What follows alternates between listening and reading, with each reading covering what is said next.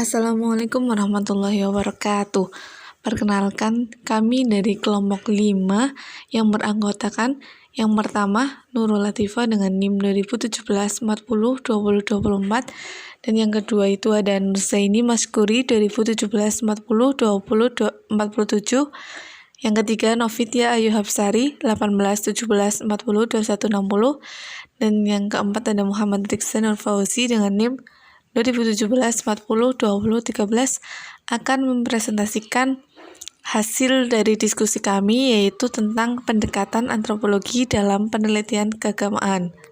Ya, selanjutnya poin yang akan kita diskusikan yaitu yang pertama ada sejarah perkembangan, yang kedua ada pengertian, yang ketiga ada objek kajian, yang keempat ada sasaran studi Islam, yang kelima itu ada aplikasi studi Islam, yang keenam itu ada kelebihan dan kekurangan pendekatan antropologi, dan yang terakhir ada manfaat pendekatan antropologi.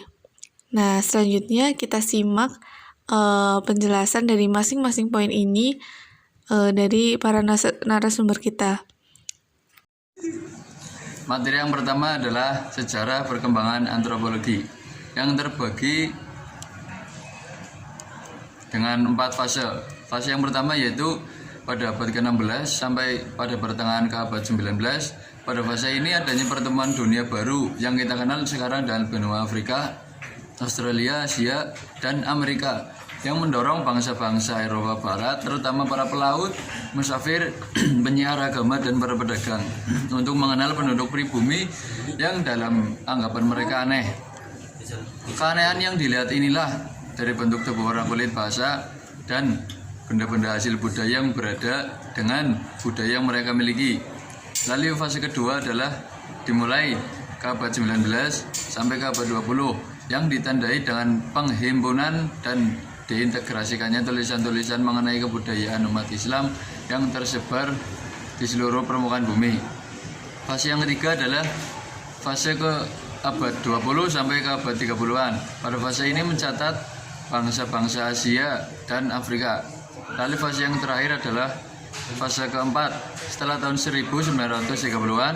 Dalam kurun waktu yang ditempuh antropologi telah menunjukkan banyak perkembangan dan banyak menyumbangkan metode dan konsep-konsep untuk kepentingan praktis dengan segala analisis dan metode penelitian yang makin hari makin berkembang. Lalu materi selanjutnya adalah pengertian antropologi. Istilah antropologi berasal dari kata Yunani, yaitu kata anthropos yang berarti manusia dan logos berarti ilmu. Dengan demikian, secara harfiah antropologi adalah ilmu tentang manusia. Para ahli antropologi mengemukakan bahwa antropologi merupakan studi tentang umat manusia yang berusaha menyusun generalisasi yang bermanfaat tentang manusia dan perilakunya, dan untuk memperoleh pengertian ataupun pemahaman yang lengkap tentang keanekaragaman manusia. Dalam kamus besar, antropologi disebut sebagai ilmu tentang manusia, khususnya tentang asal-usul, aneka warna, bentuk fisik, adat istiadat, dan kepercayaan pada masa lampau.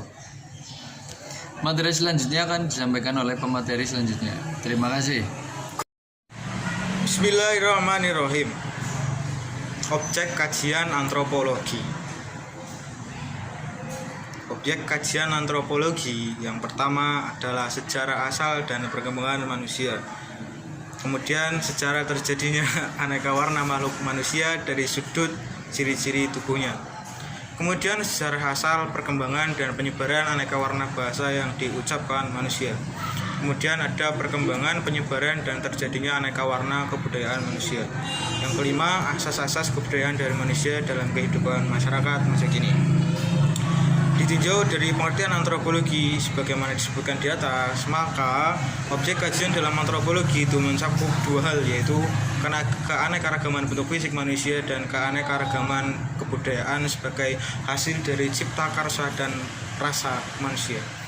Hal tersebut sesuai dengan pendapat yang mengatakan bahwa secara umum objek kajian antropologi dapat dibagi menjadi dua bidang, yaitu antropologi fisik yang mengkaji makhluk manusia sebagai organisme biologis, dan antropologi budaya dengan 3 cabangnya, yaitu arkeologi, linguistik, dan etnografi.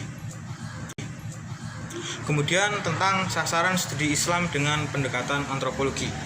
Pendekatan secara etimologi itu berarti proses atau cara untuk mendekati, PDKT.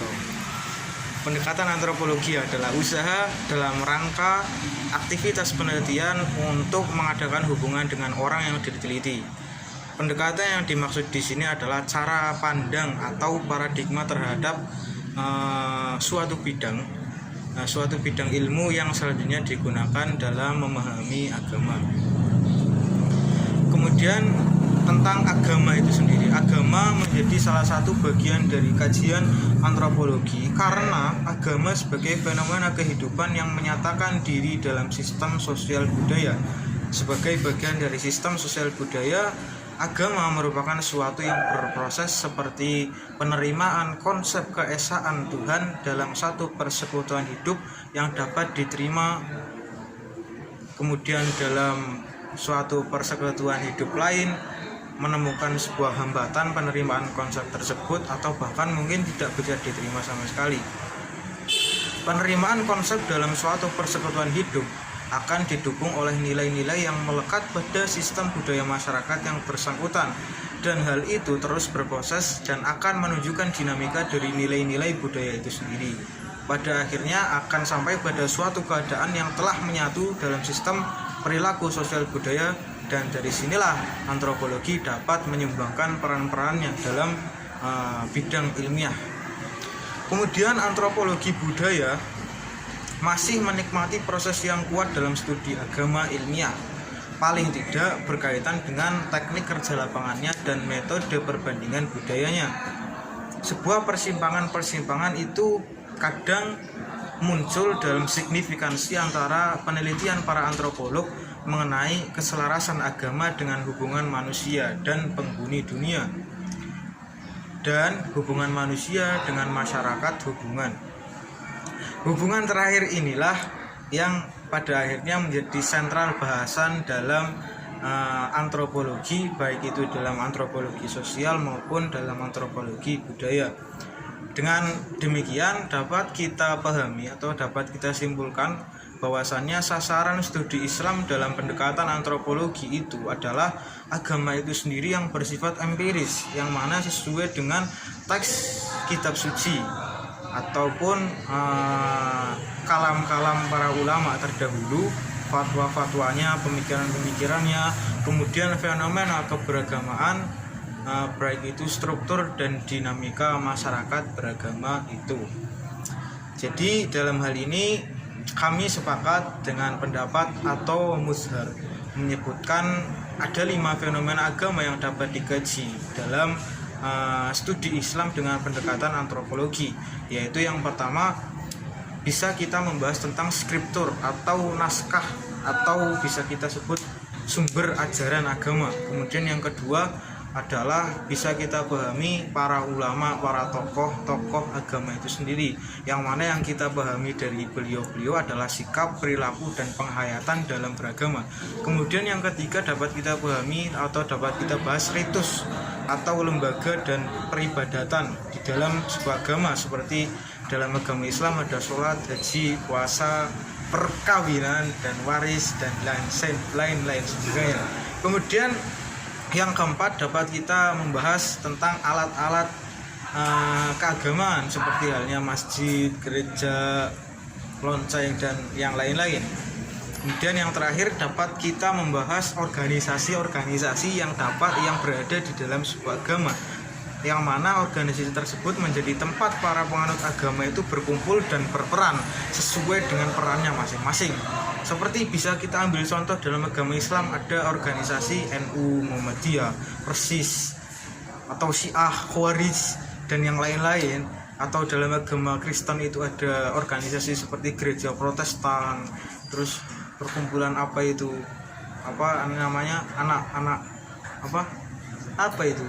putra altar, dan yang lain sebagainya. Ya, itu bisa kita kaji sebagai objek bahasan dari studi antropologi.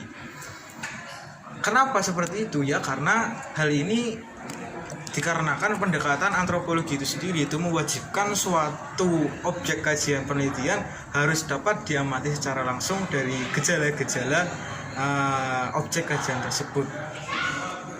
Kurang lebihnya intinya seperti itu. Ya, selanjutnya yaitu aplikasi studi Islam dengan pendekatan antropologi. Nah, sebagaimana penulis sebutkan di atas bahwa wilayah studi Islam itu dengan pendekatan antropologi adalah pada kawasan empiris, yaitu pada gejala yang dapat diamati dengan panca indera. Maka aplikasi studi Islam dengan pendekatan antropologi itu adalah pada fenomena-fenomena yang dapat diamati. Nah, beberapa peneliti yang dengan apik mendeskripsikan hasil penelitiannya itu dengan pendekatan antropologi dalam mengkaji Islam dan umat Islam adalah Gifford Chris dalam karyanya The Religion of Java pada tahun 50-an. Nah, Chris dalam penelitiannya itu memandang masyarakat bahwa masyarakat Jawa itu di Mojokerto itu sebagai suatu sistem sosial dengan kebudayaan Jawanya yang akulturatif dan agama yang sinkritik yang terjadi atas subkebudayaan Jawa yang masing-masing merupakan struktur sosial yang berlainan, yakni abangan yang intinya berpusat di pedesaan, santri yang intinya itu berpusat di tempat perdagangan dan atau pasar. Nah, dan priai atau yang intinya itu berpusat di kota, kantor pemerintahan. Nah, kajian lain tentang Islam dengan menggunakan pendekatan antropologi ini itu adalah dengan judul Masjid dan Bakul Keramat, konflik dan integrasi dalam masyarakat Bugis. Amparita M. atau Muzar menyebutkan bahwa penelitian dengan judul di atas adalah penelitian agama sebagai gejala sosial dengan metode grounded research. Penelitian ini mempelajari bagaimana 3 kelompok keagamaan di mana orang-orang Islam, orang-orang Tawano, Tolitang, dan orang-orang Tolitang Benteng di desa Amparita, Sulawesi Selatan berinteraksi satu sama lain, kadang-kadang dalam bentuk kerjasama atau bahkan integrasi. Nah, hasil penelitian itu menunjukkan terjadinya konflik antara ketiga kelompok bermula dari soal keagamaan. Upacara kematian pada tahun 1944, kemudian bertambah intensitas dan kompleksitasnya setelah kemasukan unsur politik atau masa pemberontakan DITII pada tahun 1951 dan pemberontakan PKI pada 1965, kemudian berbagai peranata sosial seperti perkawinan, pendidikan agama, aturan tentang makanan, dan lain-lain berfungsi untuk melestarikan konflik tersebut. Demikian aplikasi dari pendekatan antropologi. Selanjutnya akan dijelaskan oleh pemateri selanjutnya. Ya, selanjutnya ada kelebihan dan kekurangan pendekatan antropologi. Kelebihan pendekatan antropologi ini memiliki corak yang deskriptif dengan pematangan langsung, sehingga peneliti mengetahui bagaimana sebenarnya praktek keberagamaan. Praktek nyata yang terjadi di suatu tempat, antropologi akan mencari keterkaitan antara berbagai domain kehidupan secara lebih utuh dan melakukan perbandingan dari berbagai tradisi. Dengan antropologi kita dapat memahami berbagai corak dan perilaku manusia berdasarkan keberagamaan yang dilakukannya. Ya, kekurangan pendekatan antropologi tidak membahas fungsi agama bagi manusia, tetapi membahas isi unsur-unsur pembentukan dalam agama, dan itu berkaitan dengan manusia dan kebudayaannya. Dalam kehidupan terjadi perubahan budaya yang sangat cepat, sehingga kita harus teliti dan update dalam mengamatinya. Sehingga dalam praktiknya jika tidak cermat, maka akan susah membedakan antara agama dan budaya.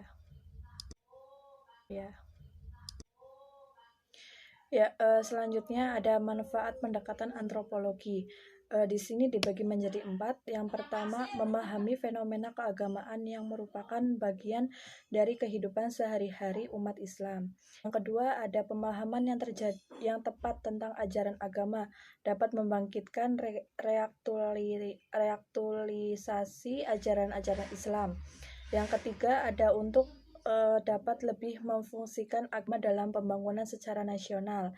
Yang keempat, ada memahami keragaman dan keunikan pola, corak, tingkat dan stereotip keberagaman suatu komunitas. Yang terakhir ada memahami style keberagamaan dalam suatu ormas. Ya, mungkin sekian pemaparan materi dari saya. Selanjutnya saya kembalikan ke moderator. Ya, itulah presentasi dari kelompok kami. Semoga dapat bermanfaat untuk kita semua, dan apabila ada kata yang kurang berkenan di hati para audiens, kami mohon maaf. Wabillahi taufiq wal hidayah. Wassalamualaikum warahmatullahi wabarakatuh.